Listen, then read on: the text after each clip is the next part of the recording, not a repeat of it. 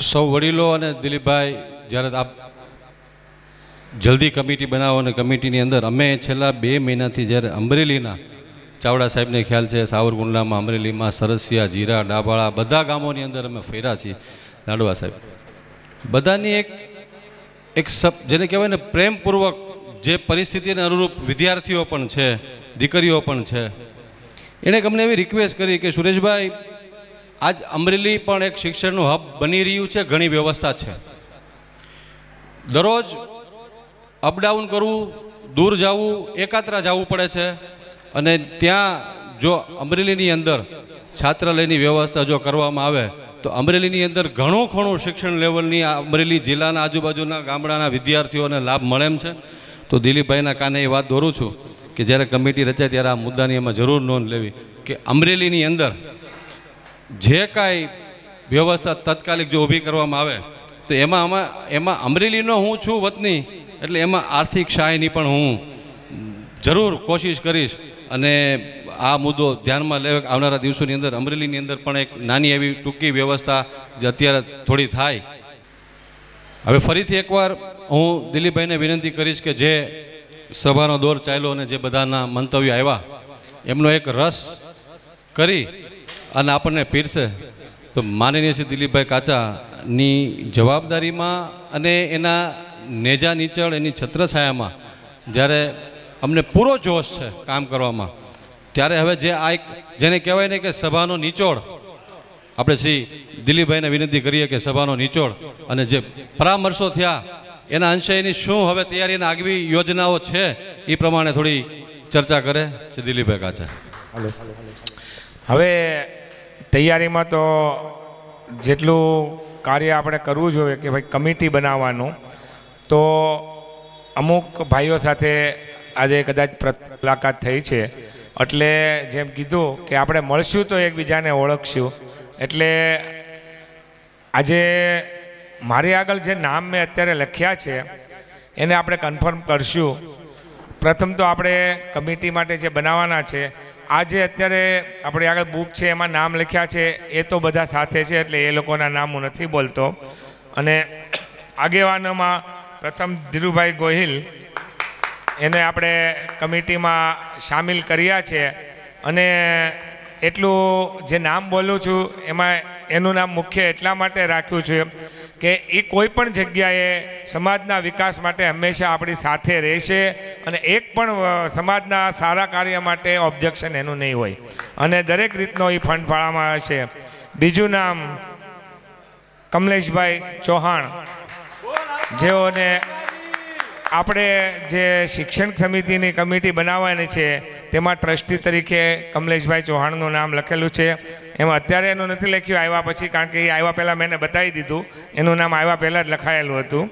અને મેં એ આવ્યા પહેલાં પણ તમને અમદાવાદની જાહેરાત કરી હતી, એ આ વિરલા હતા જેણે કીધું હતું કે સમાજની કન્યા છાત્રાલય માટે હું જમીન આપું છું. પછી એક કમલેશભાઈ પરમાર, કમલેશભાઈ હરિભાઈ પરમાર છે, તે પણ દરેક જગ્યાએ દોડી અને કામ કરી શકે છે. એનું મેં અત્યારે નામ લખ્યું છે, કન્ફર્મેશન આપણે ફોન કરીને લઈ લઈશું જે ચોક્કસ આવશે. બીજું સાવરકુંડલા જ્ઞાતિના પ્રમુખ છે ગોવિંદભાઈ પરમાર, અને એ અથવા એમના મોટા ભાઈ છે નાથાભાઈ પરમાર, બેમાંથી એક જણને આપણે આ કમિટીમાં લઈશું, કારણ કે ગોવિંદભાઈ સિનિયર નથી જેટલા નાથાભાઈ સિનિયર છે. ત્યાર પછી અમદાવાદમાં એક મનુભાઈ ગેડિયા કરીને છે, આજે ગોતામાં પ્રમુખ છે, અને એ વ્યક્તિ મહેનત કરે છે. ભલે વ્યક્તિ બીજી કઈ જગ્યાએ મોટી હેલ્પ ન કરે પણ મહેનત કરીને આપણી સાથે રહી શકે એમ છે. એક રાજુભાઈ ચોટલિયા, જે સુરત આપણી જ્ઞાતિના પ્રમુખ છે, તે અત્યારે અવેલેબલ નથી. ત્યાર પછી સાવરકુંડલામાં બીજા ડૉક્ટર લાડવા સાહેબને આપણે ટ્રસ્ટી તરીકે સમાવીએ છીએ. પછી એક મુંબઈથી હજી મેં 2 જણાને લીધા છે, એક ઠાકરસિંહભાઈ ટાંક જે શ્યામવાડી મુંબઈ છે એમના પ્રમુખ છે, એક જયસુખભાઈ સાપરા જેઓ બિલ્ડર છે, ત્યારબાદ ભદ્રેશભાઈ પરમાર તો પછી મારી નબળાઈ એટલી છે કે મારી આગળ બધાના નામ નહોતા, પર્સનલ ઓળખાણ નહોતી. એમને પણ એક લેવાની ઈચ્છા છે ટ્રસ્ટી તરીકે, જેઓ શિક્ષણ માટે ને મહેન્દ્રભાઈ ચોટલિયા, પછી આપ સર્વ પણ ટ્રસ્ટી તરીકે આવો તેવી પણ વિનંતી છે. એટલે જે આમાં સ્વૈચ્છિક છે, આપણે પહેલાં 50 નામ લખશું, 40 નામ લખશું, દરેક સાથે કન્ફર્મેશન કરશું, એ દરેકને એકવાર આપણે બોલાવશું અને આ કાર્ય વિધિન 30 ડેઝ પૂરું કરશું. અને રજિસ્ટ્રેશન કરાવવાની જવાબદારી ટોટલી આપણે, જે સુરેશભાઈએ કીધું કે અમને કામ સોંપો, એટલે એણે જે કાંઈ કોન્ટેક અત્યાર સુધી કરેલા છે, જે શિક્ષણ માટેના જેમ પ્રોફેસરોને પણ અત્યારે બોલાવ્યા, જેઓને અત્યાર સુધી જાહેર જીવનમાં આવ્યા નહોતા અને આજે પ્રથમવાર તેઓને સાંભળીને ઘણા ધન્ય આપણે બની ગયા છે કે આપણી જ્ઞાતિમાં પણ શિક્ષણ માટે બહુ આગળ છે. એ સિવાયના હું મુંબઈ રહું છું, એટલે દરેકને અહીંયા ઓળખતો ન હોઉં, તો આપશ્રીને જેનું જ્ઞાન હોય કે જે શિક્ષણ ક્ષેત્રે આપણને મદદ કરી શકે, એમાં રાજકીયના લાભ પણ અપાવી શકે, તેમજ જેણે આપણે ગવર્મેન્ટની જે સ્કીમ હોય તેને એમાં સમજણ આવે તેવા વ્યક્તિઓને પણ વિનંતી કે આપ પોતાને સ્વૈચ્છિક રીતે આમાં જોડાય અને આપણે ટૂંક સમયમાં વિધિન 1 મહિના અંદર ટોટલી ટ્રસ્ટી મંડળ તૈયાર કરશું. અને 1 મહિના પછી આપણે જે સ્કીમ મેં કરી છે કે એ ટ્રસ્ટી મંડળને સાથે લઈ અને આપણે પ્રથમ જે અમદાવાદમાં છે એમાં આપણું બજેટ નાનું જ છે, બહુ મોટું નથી, કારણ કે જગ્યાનું તો બજેટ આવશે નહીં, ખાલી કન્સ્ટ્રક્શનનું જ બજેટ આવશે. એટલે એ પણ મહિલા હોસ્ટેલ જેમ અહીંયા કીધું છે એમ અમરેલીમાં પણ આપણે જ્યાં માગ હશે અને આપણા બજેટ પ્રમાણે ફી અને જગ્યાનું બંને ધીરે ધીરે આપણે ડેવલપ કરતા જઈશું. એટલે એ બધી વ્યવસ્થા ટ્રસ્ટી મંડળ કરશે. એટલે દરેકને આપણે એક આયોજનબદ્ધ 1 મહિનાની અંદર ટ્રસ્ટી મંડળ બનાવીને રજીસ્ટર કરવાનું છે. એમાં સર્વસંમતિથી બનાવવાના છે. એટલે આમાં આપણે એક હજી અમરેલીના પ્રમુખ તરીકે ભરતભાઈ ટાંકનું, સોરી ભૂલથી નામ રહેવાઈ ગયું છે, અમરેલીના પ્રમુખ જે અત્યારે છે ભરતભાઈ ટાંક, તેઓને પણ અત્યારે આપણે આમાં સમાવેશ કર્યા છે. કન્ફર્મેશન આપણે લઈશું. એની ઈચ્છા હશે અને સ્વૈચ્છિક રીતે જો કામ કરવા હશે, કોઈને આમાં જબરજસ્તીથી લઈશું. ખાલી નામ આપણે નથી લખવા, કોઈના પણ, એમાં નાનો વ્યક્તિ હોય કે મોટો હોય, નામ નથી લખવા. પરંતુ આપણને સમય ન આપી શકે પણ ક્યારેક માર્ગદર્શન આપે એની પણ જરૂરી છે, એવા પણ આપણે લઈશું. પરંતુ ખાલી નામ લખવાવાળાને આમાં ટ્રસ્ટી મંડળ જેમ ટીમ છે એ કાર્ય કરવાવાળી છે, એમ ટ્રસ્ટીઓ પણ કાર્ય કરવાવાળા રહેશે. એટલે દરેકને વિનંતી કે આપના પર્સનલ નામ મારી આગળ હોય ન હોય, તમે આપણે લખાવી શકો. જેને સ્વૈચ્છિક રીતે શિક્ષણ ક્રાંતિ માટે, સમાજ માટે આપણે આ જોડાવવું હોય તેઓ આમાં નામ લખાવી શકે. અને કેટલા જણાનું ટ્રસ્ટી મંડળ બનવું એ આપણે 1 મહિનાની અંદર રજિસ્ટ્રેશન માટે આપી દઈશું. કારણ કે હજી ઘણા બધા નામો છે જે ધીરુભાઈ અત્યારે અવેલેબલ નથી, એમની સાથે પણ વાત કરીશ. અને જે એ નામ સૂચવશે એ નામ કમલેશભાઈ છે, નિલેશભાઈ છે, તેઓની સાથે પણ આપણે ચર્ચા વિચારણા કરશું. એટલે જે લોકો નામ સૂચવશે એ પ્રમાણે આપણે જે એની સાથે પર્સનલ વાત કરી અને એને ટ્રસ્ટી મંડળમાં આપણે લઈશું. સાથે સાથે જે અત્યારે કાર્યકારિણી ટીમ છે એને પણ આપણે લઈશું. ટ્રસ્ટી મંડળમાં એમાંથી 2-3 જણાને લઈશું, બધાને નહીં લઈશું, અને બાકી કારોબારીમાં લઈ લઈશું. એ રીતના આપણે એક આયોજન કરશું અને આયોજન 1 મહિનાની અંદર આપણે પૂર્ણ કરશું. અને દરેકને જે આવેલા છે એ અહીંયા નોટબુક રાખેલી છે, પોતાના મોબાઈલ નંબર ખાસ લખે, મોબાઈલ નંબર, ગામ અને એનું નામ તો ખાસ લખે તેવી વિનંતી. કારણ કે અત્યારે શું છે કે કોઈને પર્સનલ જવા કરતાં એક મોબાઈલમાં ગ્રુપ બનાવીને એને મેસેજ આપી દઈએ, 1 મિનિટનું કામ છે.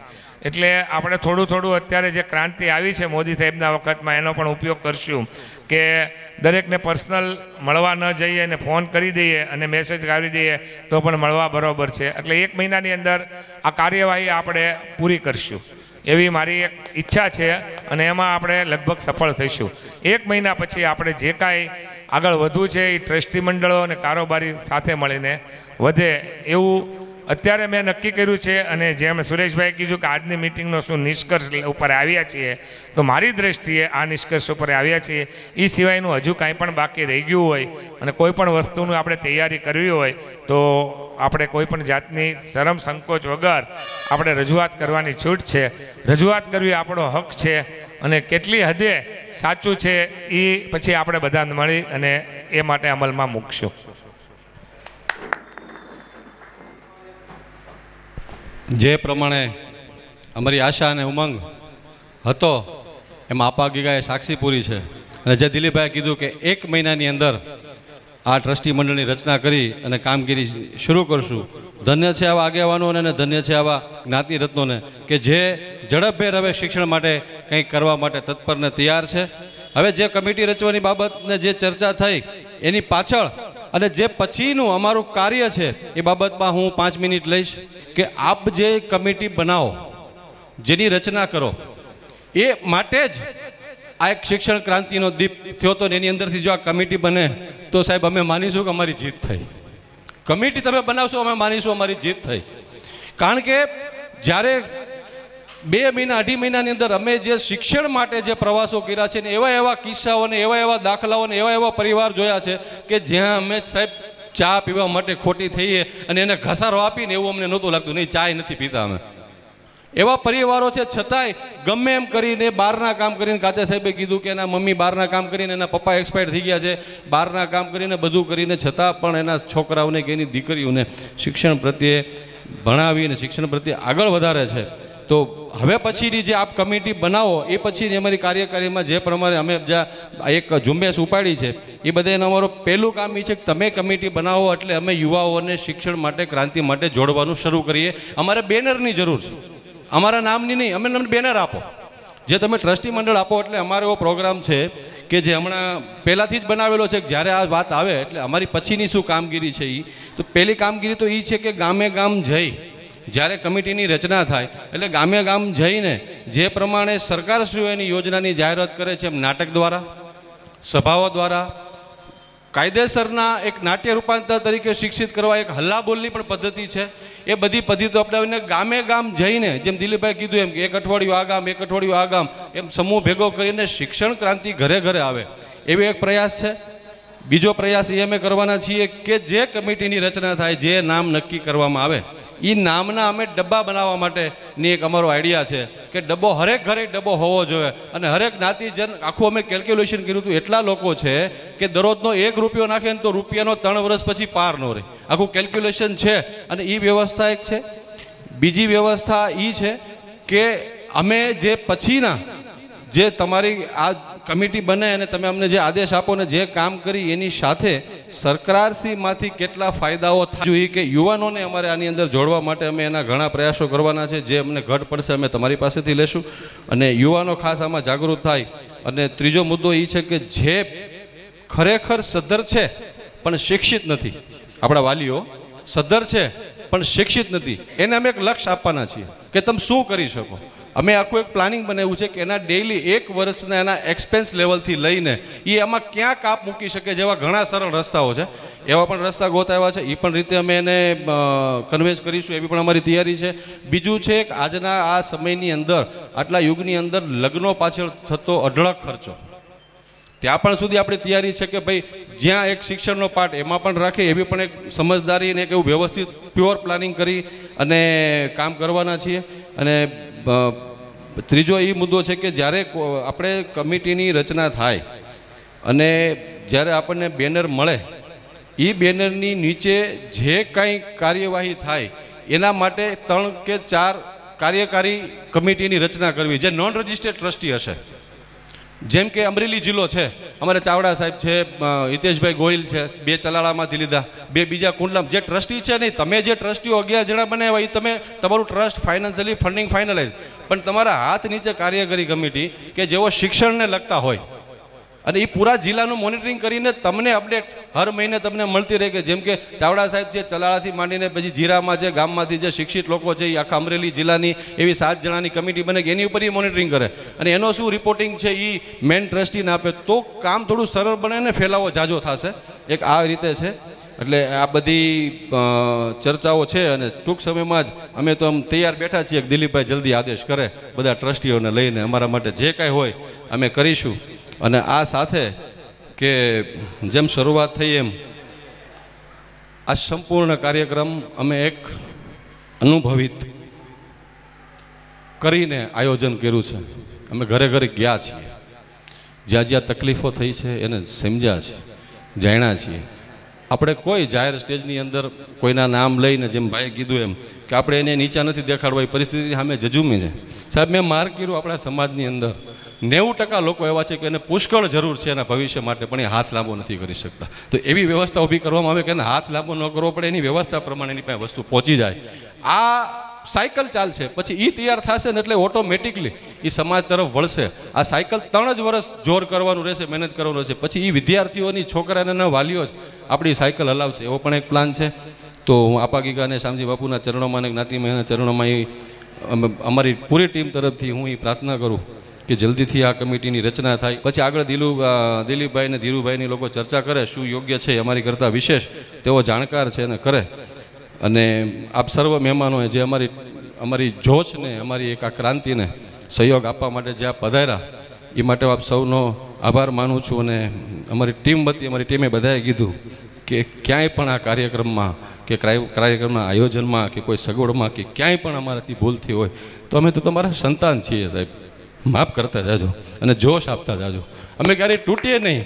આ જોશ છે ક્યારેય બુજાય નહીં. જો જ્યારે કોઈ પણ યુવાનો કે કોઈ પણ સમાજનો વ્યક્તિ એના જોશ સાથે સમાજ માટે કંઈક કરવા માટે આવશે અને જો એને જોશ કે એને સહકાર આપવામાં નહીં આવે તો સાહેબ અમુક દિવસો પછી એવું થઈ જશે કે જવા દો, આપણું ક્યાં કોઈ સાંભળે છે. એવું ન બને. હરેક યુવાનની અંદર એ જોશ જે કાયમ છે, એની જોશને તમે પેટ્રોલ નાખીને એટલી પ્રજ્વલિત કરો કે સમાજની અંદર ઉજાસ થાય. આવી પણ એક મારી વિનંતી છે. અને કાંઈ પણ આ કાર્યક્રમ દરમિયાન અમારામાંથી કાંઈ પણ અમારા કોઈના ટીમ મેમ્બરથી કોઈ પણ કંઈ ભૂલ થઈ હોય તો હું અંતરથી માફી ચાહું છું. પાપા પગલી છે અમારી, કદાચ અમે ભૂલ્યા હશો, કદાચ અમારાથી કોઈની આંગળી છૂટી હશે, પણ અમે આગળ જતા આ વસ્તુનું ધ્યાન રાખશું. આપ સૌએ જે આજ કાર્યક્રમમાં ભાગ આપ્યો એનું પણ અમે એક બીજું પણ આયોજન કર્યું છે કે જે આજ કાર્યોજન છે એક સમજ લો આ સ્ટુડિયો જ છે. અને જે રેકોર્ડિંગ કે જે થયું છે એને અમે ઘરે સુધી પહોંચાડવાની પણ એક જવાબદારી લીધી છે કે કોઈ સંજોગો વસાહત કે કોઈ તકલીફ વિવાદથી દૂર રહેવું છે સાહેબ. સ્પષ્ટ મારો એટીટ્યુડ છે કે વિવાદથી દૂર રહેવું છે. જ્યારે કોઈ વસ્તુમાં વિવાદ થયો છે ને ત્યારે પ્રગતિ રૂંધાઈ ગઈ. તો આ એક કાર્ય છે, યજ્ઞ છે, કોઈ એકનું નથી મારું, નથી દિલીપભાઈનું, નથી કમલેશભાઈનું, કે નથી આપણે બેઠામાં કોઈનું. આ કાર્ય છે આખા સમાજનું. એટલે માટે અમે એવું નક્કી કર્યું છે કે જે કાંઈ રેકોર્ડિંગ થાય, જે કાંઈ પ્રોગ્રામ થાય, ઘર સુધી પહોંચે, ફેસબુકમાં એને વોટ્સઅપમાં મીડિયામાં પહોંચે અને ઘરે જે લોકો નથી પહોંચી શક્યા. અને પેલું એવું પણ આપણે રાખ્યું હતું કે જે શિક્ષણને લગતા હોય, જે આની અંદર નિર્ણાયક બની શકે એવા જ આગેવાનોને આપણે મહત્ત્વ એટલા માટે આપ્યું હતું કે અત્યારે જ્યાં સુધી આપણું મથાળું નક્કી નથી ત્યારે હરેક જ્ઞાતિજન પાસે જઈને આપણે શું કહેવું કે શું આપણે વ્યવસ્થા કરવી. હજી આપણે વ્યવસ્થા ઊભી કરી રહ્યા છીએ, આપણે એક બખ્તર બનાવી રહ્યા છીએ જેના પછી આપણે લડવાનું છે. એ બખ્તર બને પછી ઘરે જઈ અને આજનો જે પ્રોગ્રામ છે એ જે સ્ટુડિયોલાઇઝ કે વ્યવસ્થિત ઓલું કરી અને સોશિયલ મીડિયામાં, યુટ્યુબમાં બધીએ મૂકવા કે જેથી હરેક જ્ઞાતિજન છે આ જોવે અને આ ક્રાંતિ તરફ વળે. અને જે કોઈ અલગ દિશાઓની અંદર જ્યારે આ સમાજનું વિભાજન થઈ રહ્યું છે, જ્યારે યુવાનોની તાકાત ક્યાંય ને ક્યાંય ભરમાવીત અને અલગ જગ્યાએ એની સ્ટ્રેન્થને વાપરવામાં આવી રહી છે, એવું ના બને. અને યુવા એક શિક્ષણ લેવલે એક મંચ સાથે આવે, એક તાકાત બને, એક શક્તિ બને અને શિક્ષણ માટે સારી એવી વ્યવસ્થા ઊભી થાય એવી કોશિશ કરે એવી ભાવના સાથે અને ફરીથી અંતરથી આપ સર્વ પધારેલ અમારા આમંત્રણને માન આપીને સર્વ પધારેલ મહેમાનોને અમે અમારી ટીમ વતી હું હાર્દિક સ્વાગત કરું છું. અને અંતે ફરી પાછું એક જ કહું છું કે અવાજ કરો, અમે દોડવા માટે તૈયાર છીએ. દિલીપભાઈ, અમે સંપૂર્ણ રીતે તમારી સાથે દોડવા માટે તૈયાર છીએ. તન મન ધનથી અમારાથી જે થશે એ કરશું. પણ દિલીપભાઈ કીધું ને શબ્દ મને બહુ ગમ્યા, હવે વાતો નહીં નકર પરિણામ. અને આપા ગીગાને આપણે સૌ આપા ગીગાના ચરણોમાં એ પ્રાર્થના કરીએ કે હવે જલ્દીથી જલ્દી શિક્ષણ ક્રાંતિ આવે અને શિક્ષણની સારી વ્યવસ્થા આપણા સમાજમાં ઊભી થાય. બોલો જય આપા ગીગા, શામજી બાપુની, દ્વારિકાધીશ કી જય, જ્ઞાતિ મૈયાની જય.